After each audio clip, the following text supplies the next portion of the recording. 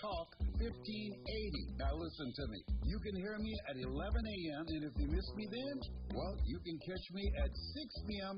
on the way home. We're going to share with you strategies and techniques on how you can begin to live your greatness, how you can begin to make the things happen in your life and live a life that matters, a life that will allow you to make a greater impact. This is your time. You were born and preserved for such a time as this. Make sure you listen exclusively on KBLA Talk 1580 in the morning at 11 a.m. and in the evening, if you miss me, on the way home. You can listen at 6 p.m. This is your time. You have something special. You have great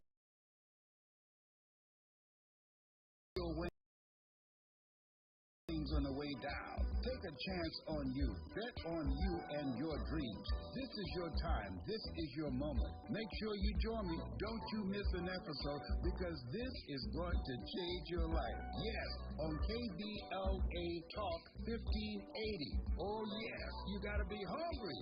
I'll be looking for you. One, two, three, go!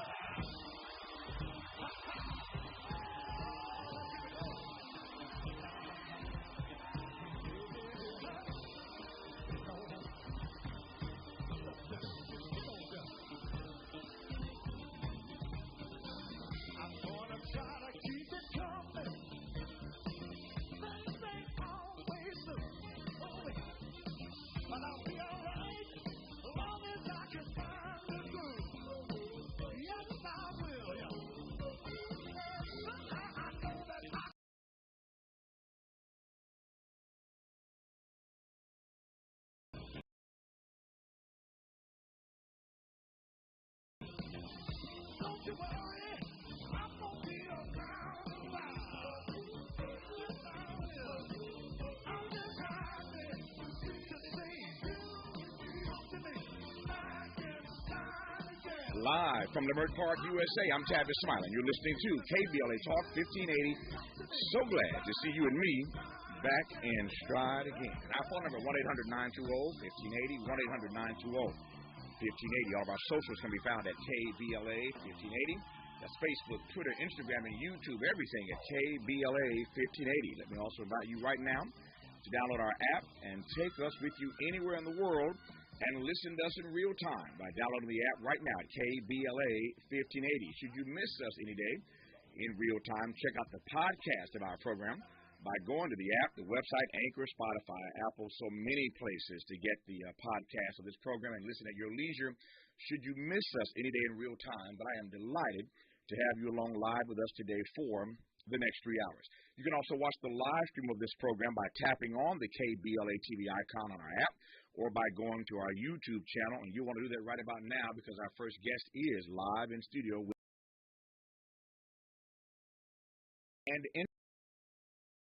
Instagram at The Real Tavis Smiley, and get Twitter updates at Tavis Smiley. Another great show on tap for you today in our second hour, How to Human.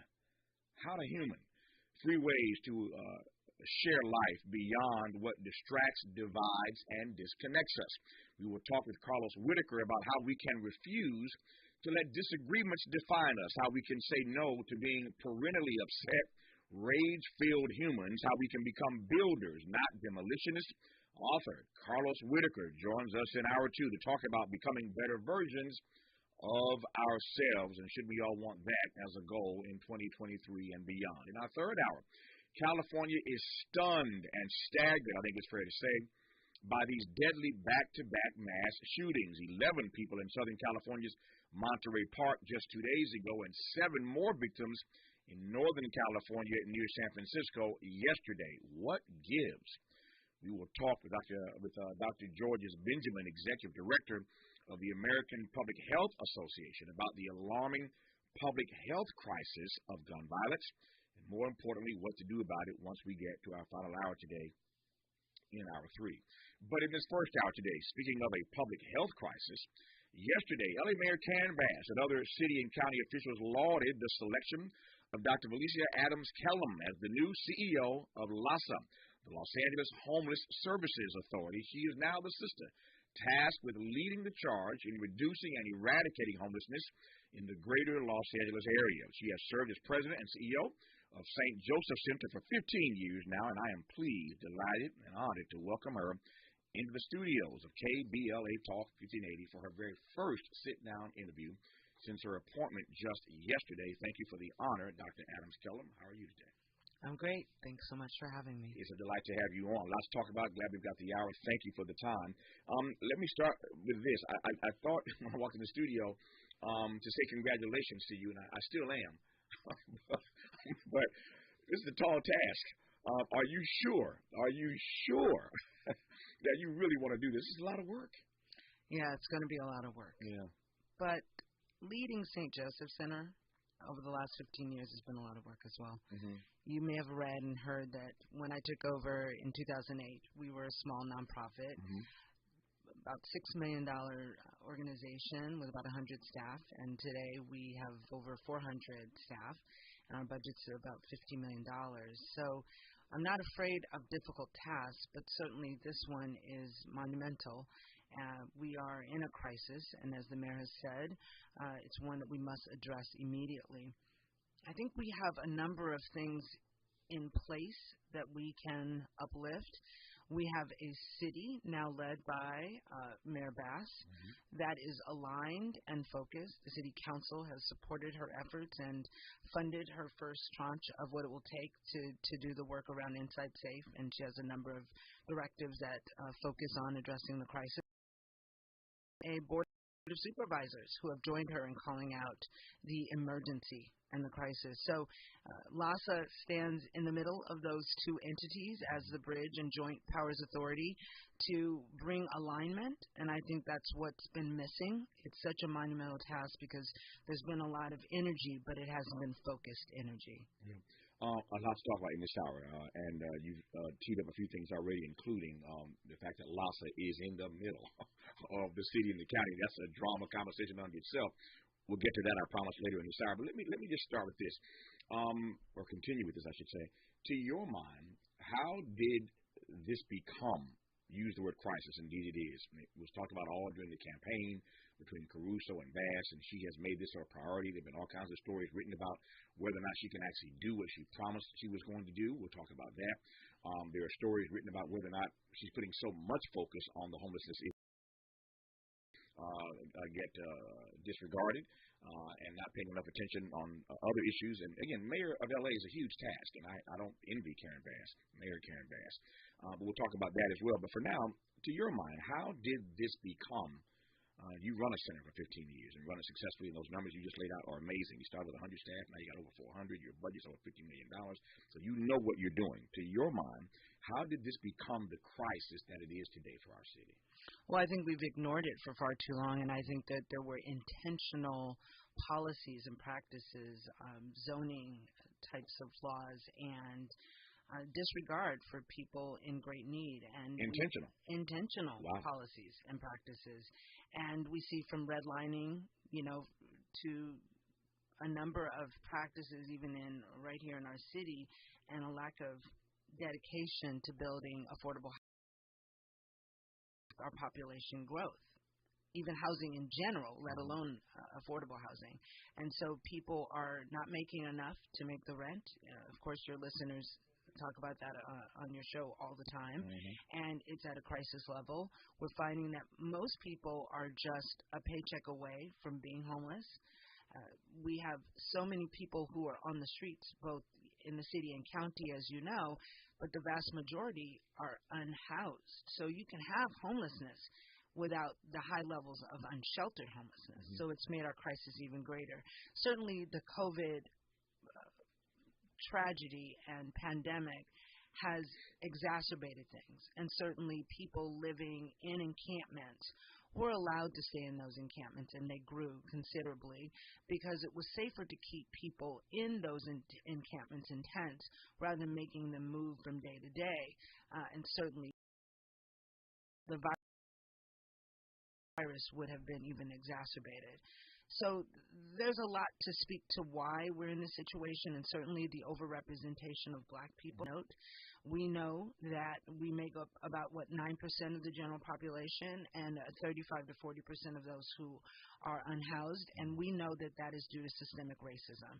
So you take that, you take the overrepresentation of black people who are incarcerated, those coming out of foster care and into the streets who do not have the right passage, and those who are emancipating without housing, and all of that has turned into a tragedy and a crisis that we're facing. Her appointment yesterday was big news all over the LA Times today, all over the news last night, indeed regional, statewide, national news, because this issue of homelessness is such a huge issue, and so her appointment is a big deal. She's the new CEO of the Los Angeles Homeless Services Authority. You hear that term, LASA, the moniker throughout the hour. So she's the new CEO of LASA. We'll talk to her throughout the rest of this hour. It occurs to me as Valicia, Dr. Adams Kellum was talking a moment ago, that there are now sisters running everything, and I want to get to that as well in this hour, and whether or not that seriously will make a difference in how this issue gets attended to. The sister mayor is Karen Bass. All 5 women now run the county board of supervisors. Now you got a sister running LASA. So let's see if we can make a difference on that issue. And I wonder whether or not seriously that gets treated. We've had a bunch of men running things for years around here, and we see the state that we are in not getting much better. So let's see if that will make a difference. But again, a great deal more to talk about. Glad I got it for the hour. Dr. Valicia Adams Kellum is the new CEO of LASA, and she's on KBLA Talk 1580. We've got a lot to talk about. Good thing we've got 3 hours. More of Tavis Smiley when we come forward. Before new Cascade Platinum Plus, I would pre-rinse all my dishes because my old detergent just wouldn't get them clean. But now, I do dishes differently. And no pre-wash, no rewash, money-back guaranteed kind of different. Because Cascade Platinum Plus has double the grease-fighting power of Dawn built right in, with twice the scrubbing power, giving me a clean that lets me break all the dish rules.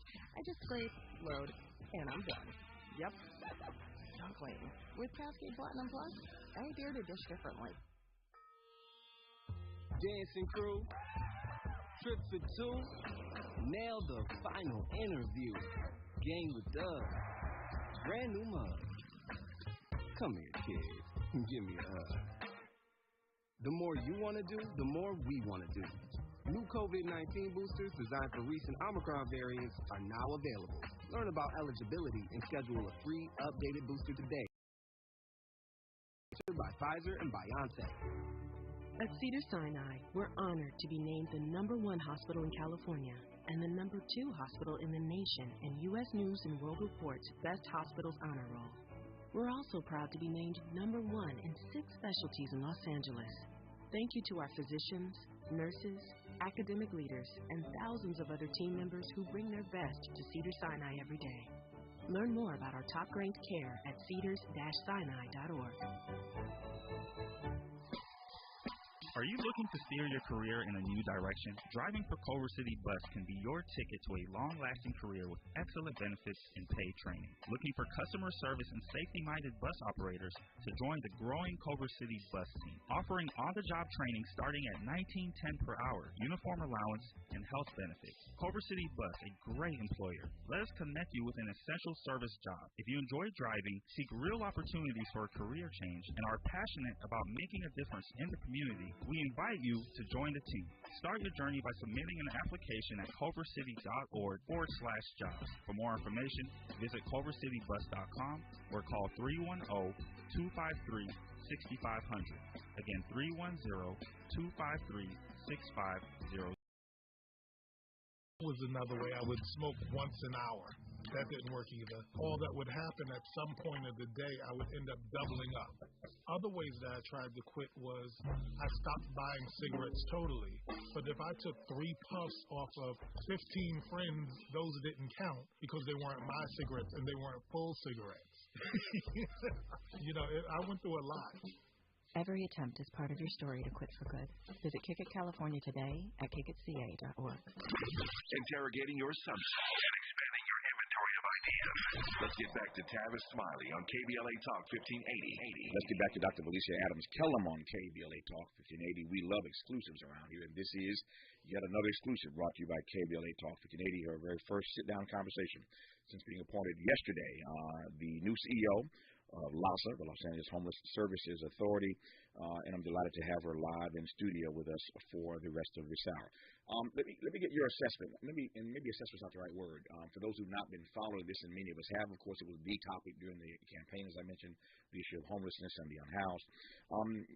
Remind us what Karen Bass has done as mayor since day one. She's done that with you, of course. We knew this appointment was coming.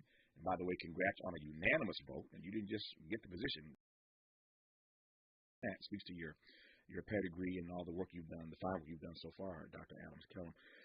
But she made a big deal of this on day one. She didn't go to City Hall. We know where she went. Take us back to day one. Tell me what she has done, what you have done with her since her being in office. She's only been there just over a month now. What's happened so far on this issue? Well, we have someone who kept her promises, right? So Mayor Bass promised that she would call an emergency, believes that we are in a state of emergency around homelessness, and that is what she did day one. You agree with that, I assume? And I do. Okay, great. Absolutely. And I'm glad to see that the Board of Supervisors agrees as well. And we were at what they call the EOC, Emergency Operations Center, where she called us all together, heads of the departments, head of the Measure H, Sheree Tordoff, also the CEO and CEO of the county, CAO of the city, and the lead service providers that would be tasked with addressing homelessness. And she called us together and made sure that she knew that that was going to be the focus of her first 100 days, ensuring that we are addressing the crisis and that we would work and service providers in a way like never before. The next thing was a directive around affordable housing, really calling the developers together with the city departments to make sure we're overcoming any barriers to the speedy development and lease up and move in of people who are unsheltered or unhoused or in our interim housing spaces. And then followed that with a directive of Inside Safe, which specifically addresses the encampment crisis to then bring services led by service providers to people who are unhoused living in encampments to ensure that they're moving into a safe place. Talk to me about the encampment crisis, because the thing I think that drives most Angelinos crazy, and maybe that's the wrong phrase here, but the thing that disturbs most of us, that gets most of our attention certainly, are these encampments. You see them everywhere. I've had to deal with them. And it's always difficult because on the one hand, you want to be sensitive to those. I literally, a few weeks ago, came here on the weekend. Building is empty. I'm trying to get into the building. I pull up in the back of the building, and there are a couple of folk laying in front of the gate, and I can't literally access entrance to my building. And I stood there for a while, Dr. Adams Kellum, because I didn't want to, force them to move and be rude. It's not my nature, not my style. Joyce and Emery didn't raise me that way. On the other hand, I got an appointment I did get inside for. And I stood there and tried to talk to them, and I literally ended up texting someone I know. I should have texted you. I texted someone I know to ask them, how should I handle this? And they said, offer them some water. Offer them some water, and conversation ensued. And eventually we were able to address the situation and get one of them the help that they needed almost immediately. But it took me some doing to navigate through that. Most of us don't have that sort of patience, or some don't even have the interest to deal with that. But these encampments just, you drive around the city. It's an eyesore. It's a health crisis. It's a public safety issue. All the stuff that you know better than I could ever enunciate. But we see that. So tell me how you see the work you're going to do addressing specifically. Right. So what you're talking about is human suffering, and that's why you paused, because you could see that people were in need. Let me cut it right quick.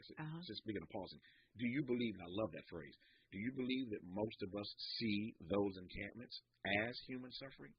I think the vast majority of people see it as human suffering. You do?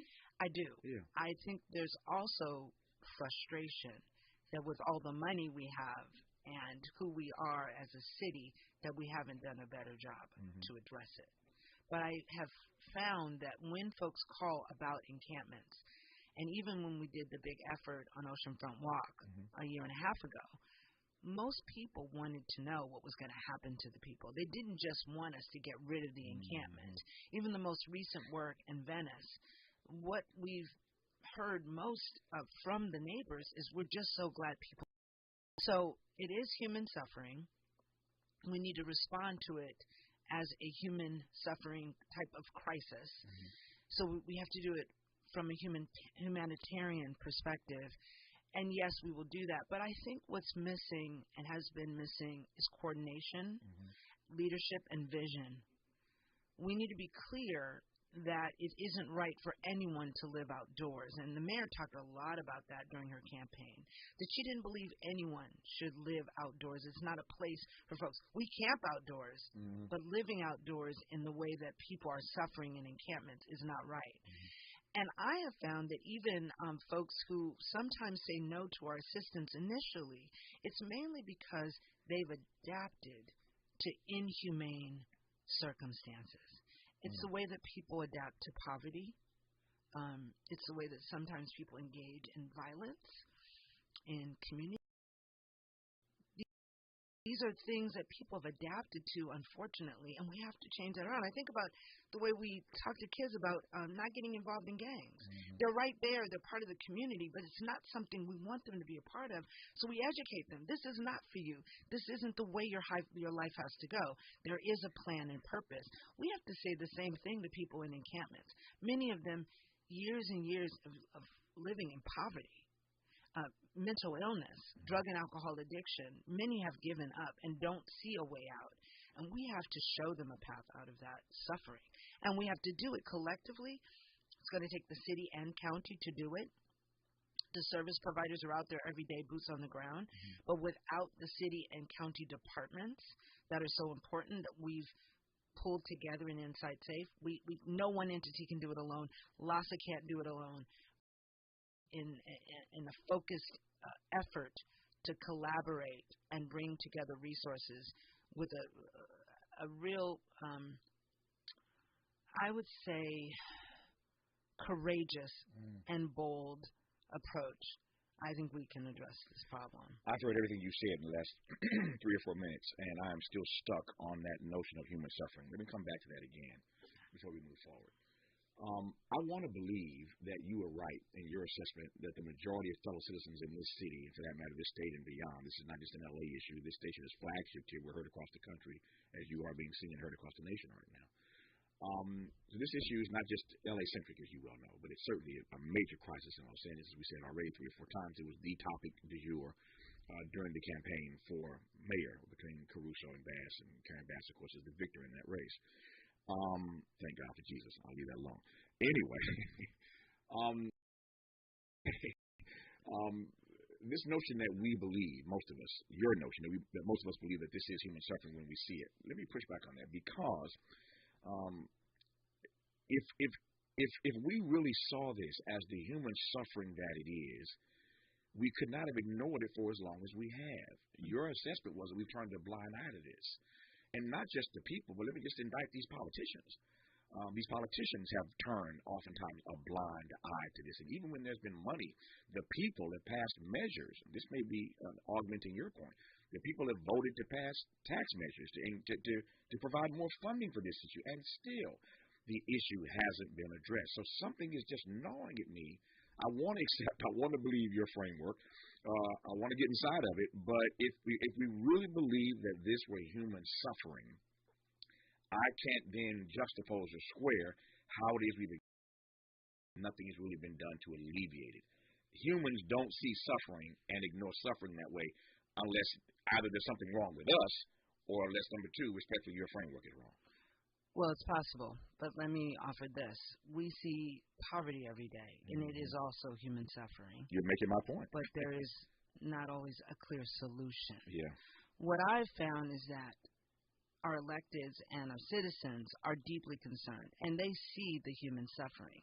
What we're struggling with is a solution, and I think that's why there's so much enthusiasm for what Mayor Bass is doing, because she's offering a solution. Is it the only solution? Absolutely not. But she's been bold and courageous in offering one. And you see how people are lining up and aligning. And she even said that even in D.C. recently, the other mayors of the various cities are saying, what are you doing? Tell us more about Inside Safe. It's not the only solution, but I think that's what we've been desperate for. So I do believe it's about human suffering, but it's also about a solution. Are the solutions that, I'm looking at my clock, I've got 2 minutes before news, traffic, and sports, so we'll continue this on the other side. Okay. But are the solutions really that complex? Maybe they are. I don't know. You tell me. You know, it's interesting. I was talking to a county official, and she suggested that some of this that we talk about in Inside Safe she'd heard before, and I said, of course you have. Multidisciplinary teams getting together, nurses and physicians and psychiatrists, outreach workers with lived experience, resources in hand to respond to need. This is not that complicated. The coordination is what's complicated. And getting in the same boat and rowing in the same direction, that's been missing. And Mayor Bass and the Board of Supervisors, the county officials, city council, commitment to row in the same direction, and that's what's different. So, to your point now, clearly we have the skill. The penultimate question is, do we have the will? I believe we do. Do you think, and I'm not asking tongue-in-cheek at all, I'm very serious about this. I said a moment ago that we have for a long time, perhaps for too long, indeed for too long, had our country, our states, our cities run by men. This is a unique situation here now because the mayor is a woman. All county board of supervisors are women. You obviously are a woman as the new CEO of LASA. And when we come forward after news, traffic, and sports, I want to come back to that. Because you mentioned earlier that what's been missing is coordination, leadership, and vision. I want to interrogate each of those three things. Coordination, leadership, and vision. We'll come back to that first one, that middle one first, leadership. And whether or not you think that having women now in charge of addressing this issue will make a difference. I certainly hope so. But I think there's a greater sense of understanding, perhaps a greater sense of sensitivity, perhaps a great deal more brilliance that now is being brought to bear on this issue of homelessness in Los Angeles County and beyond. We will talk more about that and a great deal more to get to. So delighted to have her in studio. So glad to have her for the full hour. Dr. Felicia Adams-Kellum is the new CEO of the Los Angeles Homeless Services Authority. You saw all over the news last night and today, but her first conversation is on KBLA Talk 1580. Be sure to like and follow Tavis Smiley at The Real Tavis Smiley and get Twitter updates at Tavis Smiley. The conversation continues when we come forward. I'm Mike Moore. Here's the latest from the Black Information Network. President Biden will host Democratic congressional leaders at the White House. Here's Trey Thomas.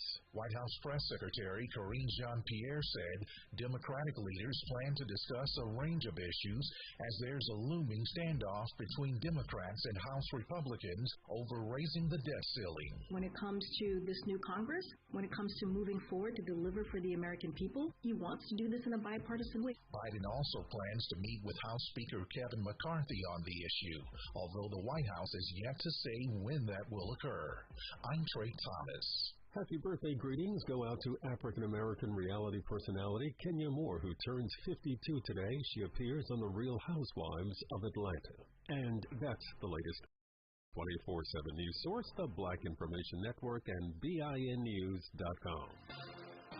Crash at McCoyman moves to the shoulder 5 northbound at the 118. That's causing delays from the 170. Hoping that will thin out though. And in Lakewood on the 605 southbound from Carson Street. Crash in the left-hand lane causing heavy delays from South Street. In Artesia on the 91 westbound at Pioneer Boulevard. Got a crash block in the right-hand lane. That's causing slow from Carmenita.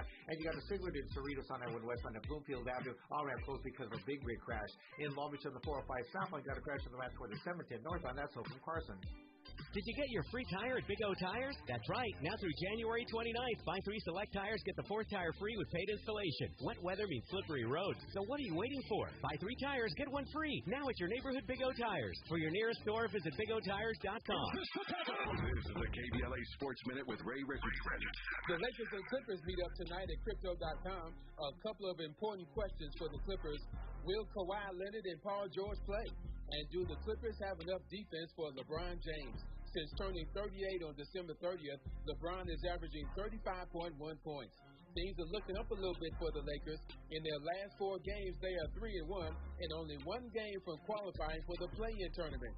They're just 2 games away from the 6th seed in the Western Conference, currently occupied by the Clippers. Coming back soon. Top 5 men's college basketball teams in this week's AP poll: Purdue, Alabama, Houston, Tennessee, and Kansas State. UCLA fell from 5th to 8th after Saturday's loss at Arizona. No debates, no speculation, just the info you need. That's your KBLA Sports Minute. I'm Ray Richardson. Stay with us for more news, opinions, and conversation on KBLA Talk 1580. We've got a lot to talk about. When you're the victim of a car accident, hiring the right law firm can be the difference between a rewarding settlement and striking out. Call the pros at MVP Accident Attorneys at 833-MVP-WINS for your free consultation. Call on me, your MVP.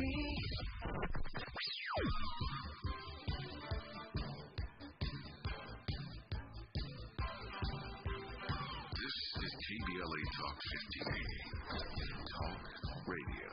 That's music to you.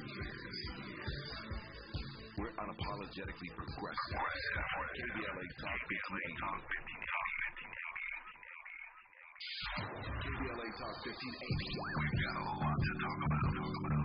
Hi, Maisha Cairo here, KBLA, live at Chase Bank on Crenshaw and Vernon for the In This Together tour with female business owners, a day of empowerment, community panels, and best of all, marketing to capital. I was able to speak with one of the panelists, the owner of Kids Love. Take a listen. So Kids Love, KIDSLUV, is a first-to-market zero-sugar, vitamin-enhanced functional beverage for kids. So the zero sugar is really important because if not, the sugar gets on the teeth, it can cause cavities. So as a mom, I love this vitamins and hydration in one. Tell us what's happening here with Chase Bank today. So I would say I think what Chase is trying to do is create a community, actually, for entrepreneurs, a place where people can go. They have the space to do it.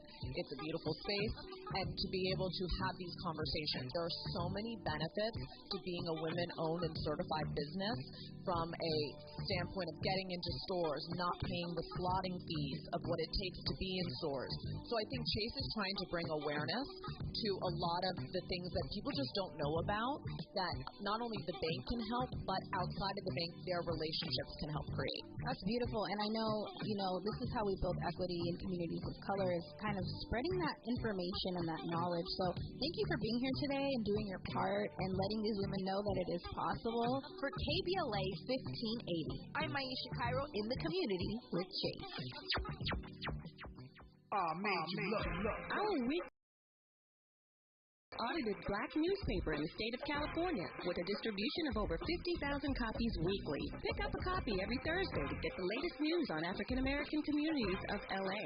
You can also keep up with what's going on in Los Angeles and surrounding cities by going to www.ourweekly.com. The Our Weekly website is updated daily with the current news about us and for us. For your advertising needs, Our Weekly offers economical advertising packages to fit your budget. Feel free to call Our Weekly Los Angeles at 323-905-1300 or visit the website at www.ourweekly.com. Our Weekly Los Angeles, reporting news that matters to you.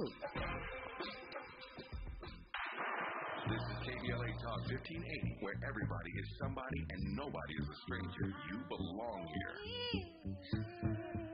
You do indeed belong here, and I'm delighted to have you here in this hour, and so honored to have Dr. Felicia Adams-Kellum, who has granted KBLA Talk 1580 her very first sit-down conversation since being appointed yesterday by the mayor as the new CEO of the Los Angeles Homeless Services Authority, better known as LAHSA. I was saying to Dr. Adams-Kellum during the break, and she knows this, of course, I worked for Tom Bradley. When I first met her 30 years ago, I was working for Tom Bradley, as I recall. This program, LAHSA, started under the Bradley administration, and I was just thinking that, how long ago that was, and we're still dealing with this issue, and to the minds of many of us, not making much progress. That's a long time. Well, they mentioned that yesterday, as Wendy Gruhl was involved in that 30 years ago. Yeah. Speaking of Wendy Gruhl, this issue I raised a moment ago about all of these county board of supervisors, 5 women.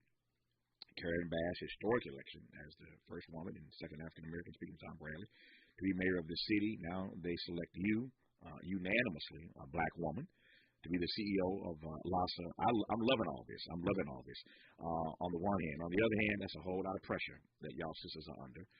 Tell me seriously, in the work that you've done all these years at St. Joseph, 15 years as their president and CEO, you think it makes a difference when women are at the table on these kinds of issues? Well, I keep hearing Lamone Adams, my dad, may he rest in peace, saying, and don't let the brothers down here. Don't leave us out of this. I believe that there is something special that women bring to a crisis. Let me say that. We believe in collective action. We are collective people in general. We bring life into existence, right? But not without our men, right? So we know often, and we're not a monolith, do find that collective action is a part of a solution to a crisis. Just let one of our sisters hit a bump in the road or have a difficult time. The sisters gather and we pray and we lift that sister up and we make sure she's going to be okay. And we do that in our families. We do that in our communities. And we'll do that with this crisis. So it is a profound honor to join the women that you just noted and lock arms with them and to really raise up community and collective action, which is what it's going to take. And I think a fair amount of humility and space sharing, really not worried about who's going to get the credit on this one, because we're all blamed if we don't get it right. That's the leadership issue. You raised three issues earlier: coordination, leadership, vision. That's the leadership piece. Let me come to the vision piece. The Bible that I read, and when you read, says where there is no vision, there is the vision here. What do you see? How do you see this issue being different when Karen Bass stands for re-election in 4 years? I think it all started with her calling out the crisis, the emergency.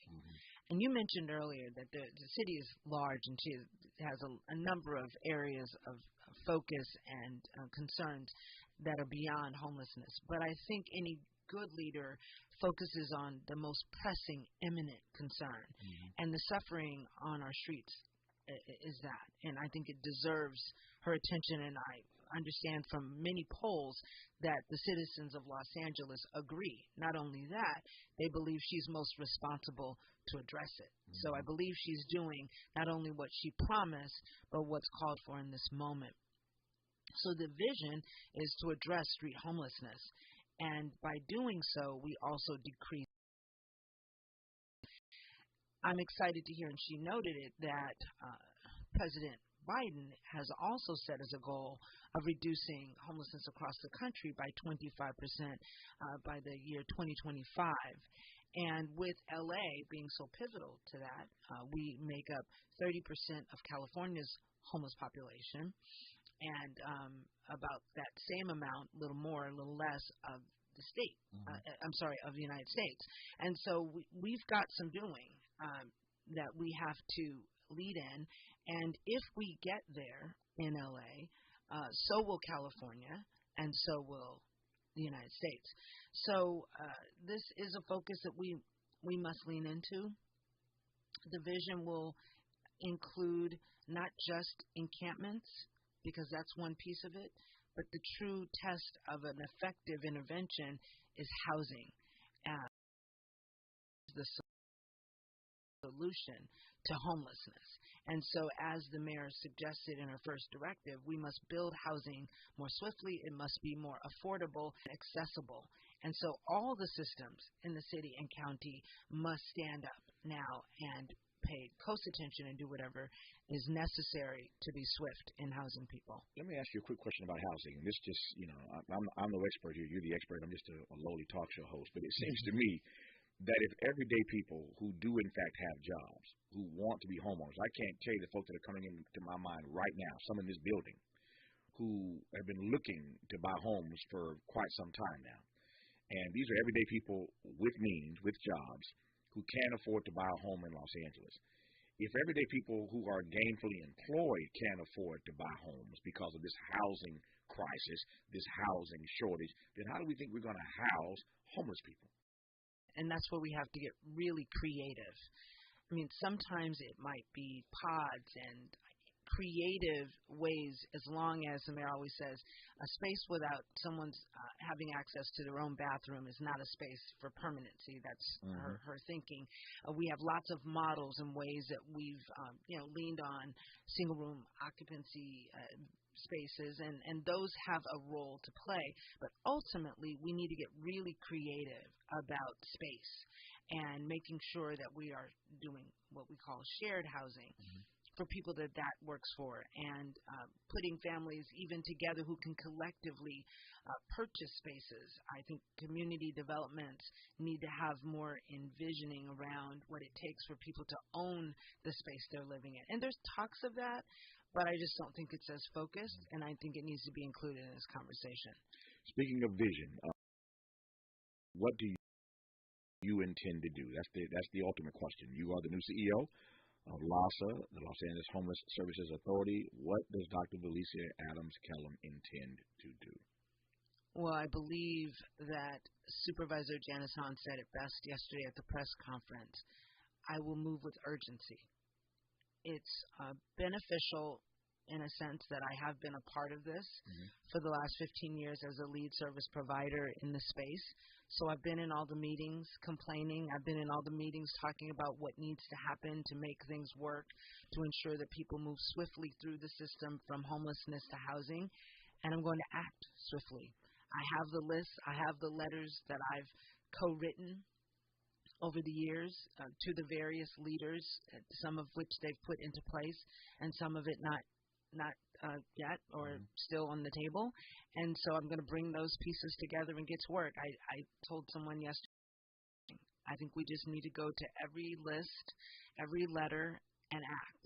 So how do you coordinate all that? Because that's the other thing on your list, that you got the city and the county, and they historically haven't always gotten along. Sometimes don't even speak to each other. How do you coordinate all that? Because to your point earlier, which I heard you loud and clear, that this is not necessarily a vision problem. This is not a will problem or a skill problem. It's not a problem of not caring about the human suffering. It is a coordination problem. How do you coordinate all that? I mean, it's one of the reasons why I said yes to the LAHSA position, because since the mayor took office and we saw the coordination and collaboration, the sisterhood, if you will, between her and the Board of Supervisors, it gave me this feeling like this was a moment of coordination, that people were going to go beyond the no and get to yes. And we've already started that. There's already deep collaboration. There is a daily huddle between the reason why there's a buzz about Inside Safe is because it involves the city, the county, and service providers.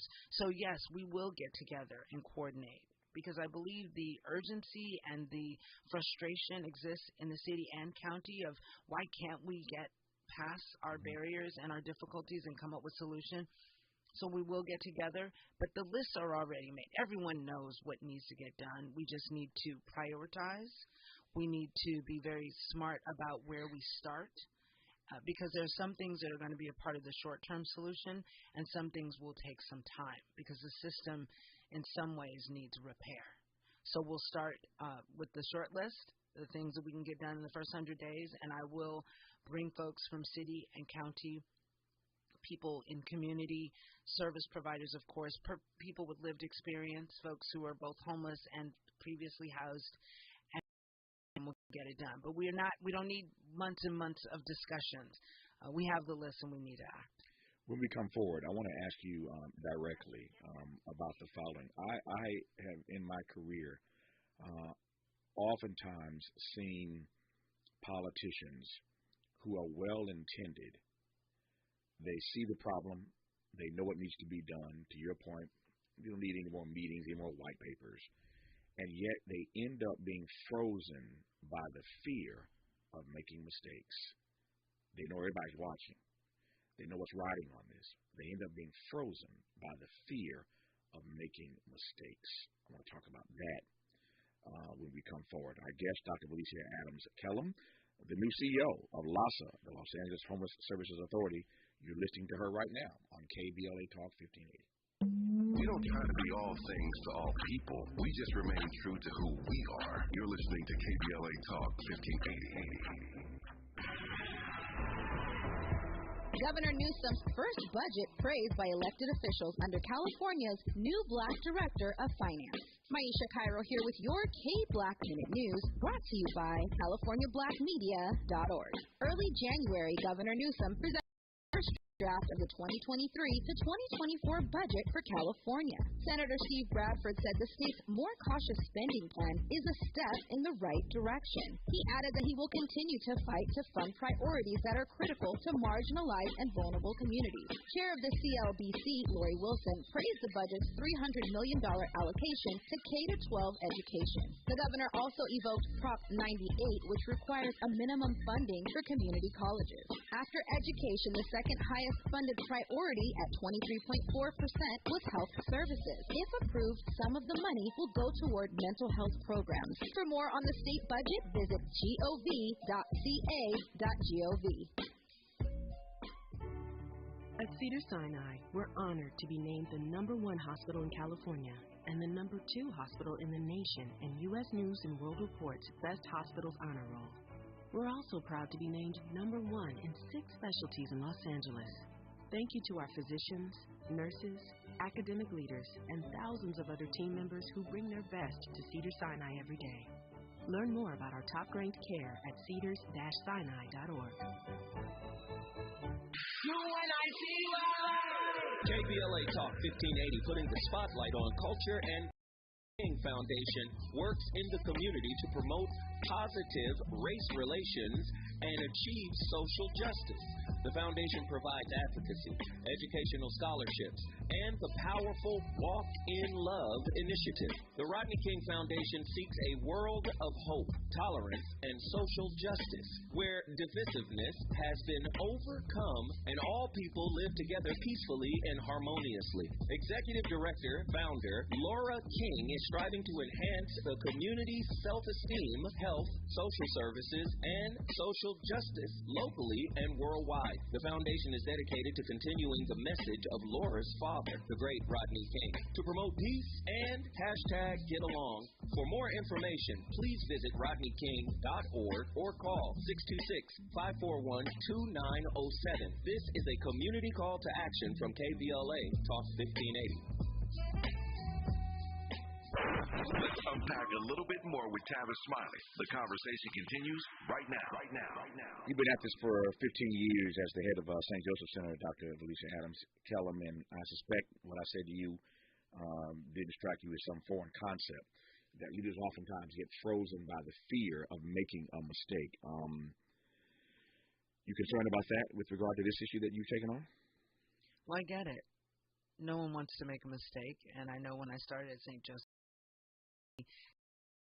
didn't want to bring that entity down. I wanted it to be better than ever, and I want the same thing for LASA.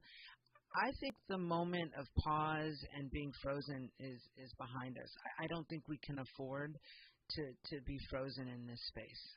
So I'm going to be bold, and I am going to take some risks. I think one of the things that's been helpful, and the mayor is just an amazing leader and so wise. And so her point, and to Mercedes Marquez, her deputy over homelessness and housing and the whole effort, has said we're going to get to scale and that we're going to learn from the process.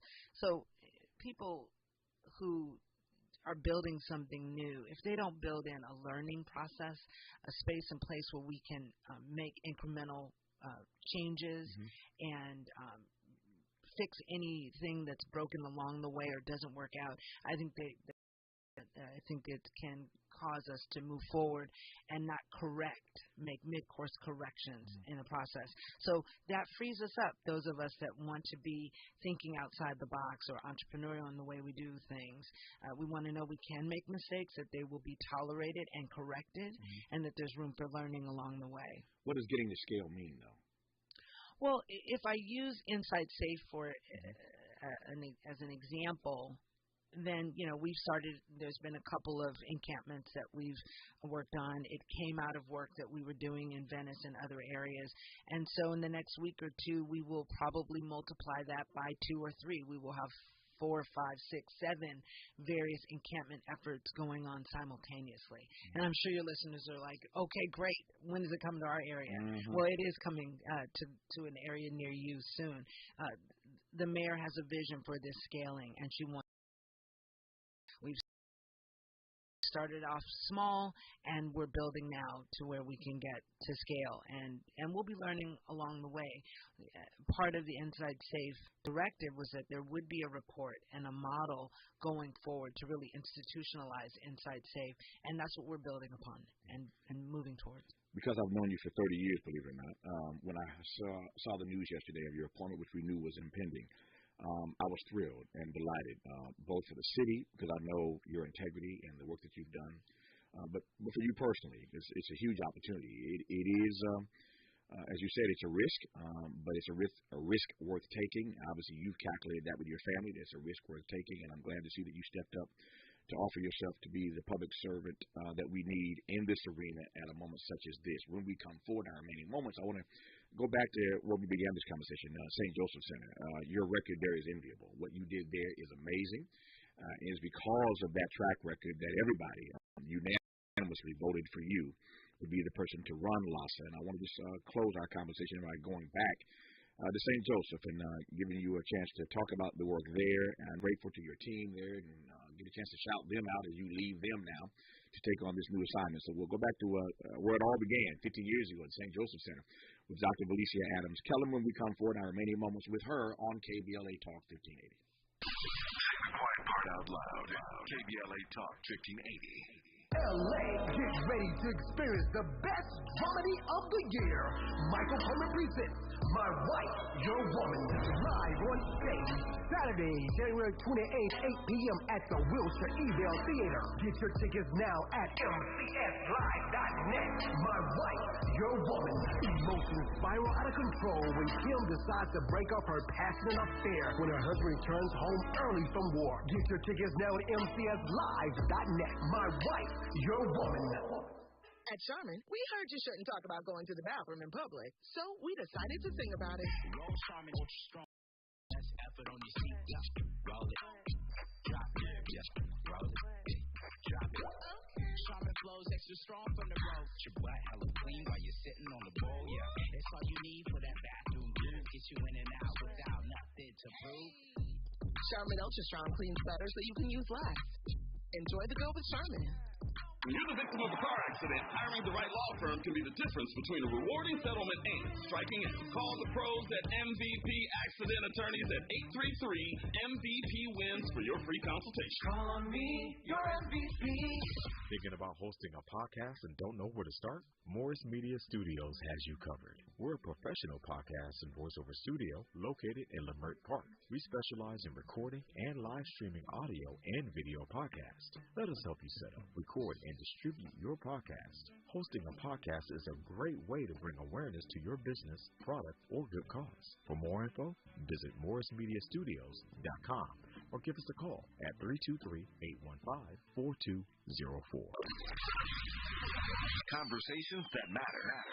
You're listening to Tavis Smiley on KBLA Talk 1580. We thank Dr. Valicia Adams Kellum for this exclusive conversation on KBLA Talk 1580, her first since being named yesterday as the new CEO of LASA, the Los Angeles Homeless Services Authority. And speaking of exclusives, on Thursday, I can tell you right now, I can announce this right now, on Thursday in our 11 o'clock hour, Chief Michael Moore, the chief of LAPD, will be in the very seat that Dr. Adams Kellum is seated in right now. Chief Moore here for some tough questioning on Thursday morning in our last hour at 11 a.m. Next Wednesday at 9 a.m., Sheriff Robert Luna in that very chair next Wednesday. So today it's Adams Kellum. On Thursday at 11, it's Chief Moore. Next Wednesday at 9 a.m., it's your dials tuned to KBLA Talk 1580 for all kinds of exclusive conversations in the days, weeks, months, and hopefully years ahead.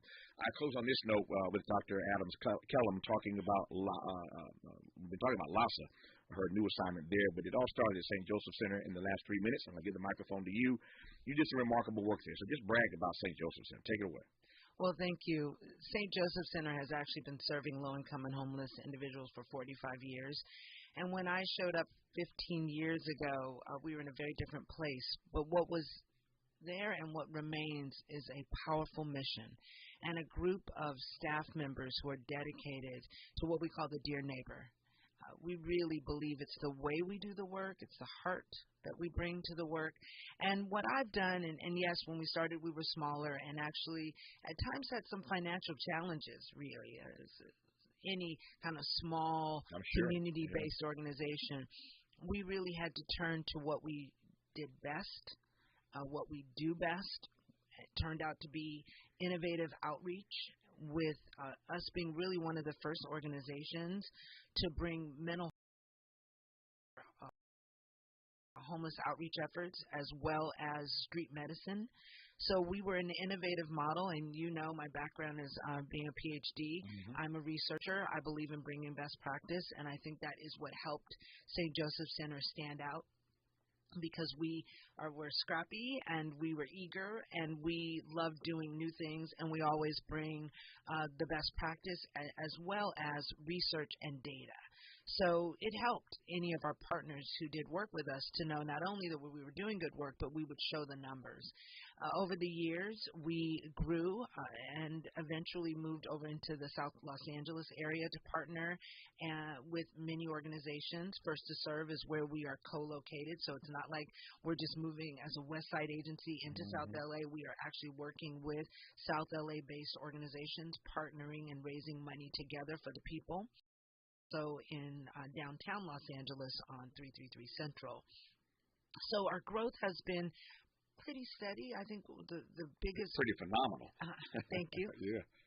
I mean, our partnership with the county has been extraordinary, particularly with the Department of Mental Health, when we started to integrate our practice of not just dealing with the immediate needs and emergencies, but also dealing with people who are extremely vulnerable with severe mental illness, and bringing that work on board. We grew. And then when we started to work more closely with LASA through the Measure H initiative, we grew considerably again. But again, growth is not what we focus on.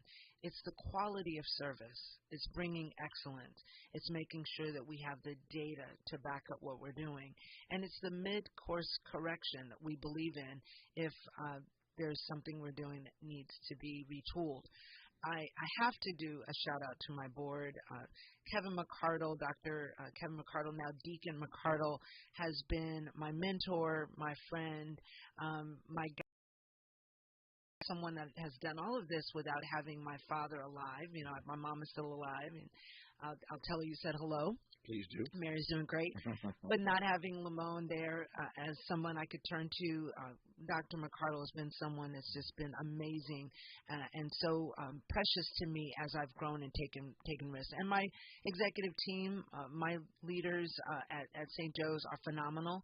They're the backbone, and they will continue, I know, to guide St. Joseph Center forward in every way. They were blessed to have you at St. Joseph Center, and I'm sure they'll do fine now that you've set things in place. She started out as a partner with LASA. Now she is running LASA. The new CEO of Los Angeles Homeless Services Authority, Dr. Felicia Adams-Kellum, all the best to you in the coming months and years. You're welcome back here anytime to give us updates on how things are going. The city, the nation is watching Los Angeles on this issue of homelessness, and I'm delighted that you are the person they chose to lead the fight. Thank you for your time today. Thanks so much, Tavis. Hour 2 of Tavis Smiley. 1580. KBLA 1580 Santa Monica. I'm Mike Moore. Here's the latest from the Black Information Network. 3 people are dead after a shooting in the central part of Washington State. It happened early this morning in Yakima, located about 150 miles southeast of Seattle. A 4th person is injured, and a search now on for the suspect. A new poll shows President Biden is enjoying more public support. The survey from Emerson College puts Biden's approval rating at 44%. It's up 5 points from November. In Florida, a Tallahassee official promises to, in his words, fight like hell to make sure African-American history continues to be a part of American history. That's what City Commissioner Curtis Richardson, who is black, said yesterday.